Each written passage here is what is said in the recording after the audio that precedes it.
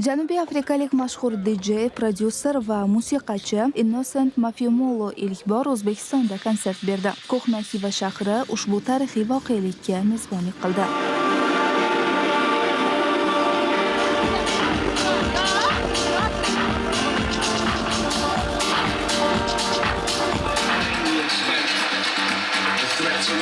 Black Coffee o'zining Deep House, ya'ni sokin maromli, ammo raqsboq musiqalari bilan mashhur. U Afrika ritmlarini zamonaviy elektron tovushlar bilan uyg'unlashtirib, o'ziga xos Afro House janrini yaratgan. U o'z karyerasini 1990-yillarda boshlagan, lekin 2005-yilda chiqqan Black Coffee nomli albomi uni mashhur qildi.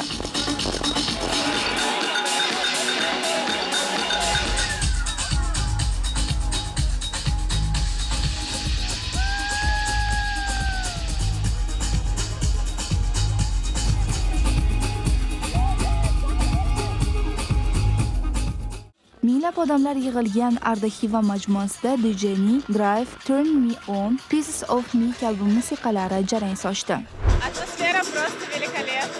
Atmosfera juda ajoyib. Men Black Coffee'ning ijodini juda yaxshi ko'raman. Uning konsertiga bir necha marta borganman va bugun u bizning yurtimizda konsert berayotganidan juda xursandman.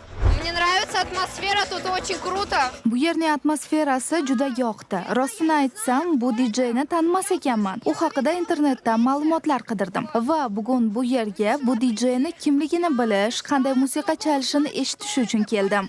E'tiborli jihati, xorijiy sayyohlar ham konsert dasturidan bahramand bo'lish uchun kelishdi.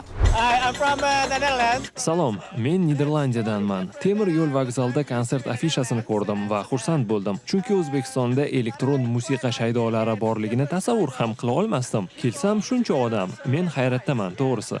I'm a Palestinian. Men falastinlikman. Bu mening Xivaga birinchi marta kelishim. Bu ajoyib majmuada DJ Black Coffee'ning konsertini tomosha qilish o'zgacha ruh bag'ishlayapti. Men do'stim bilan bu yerda juda ajoyib vaqt o'tkazyapmiz. I'm from San Francisco, California.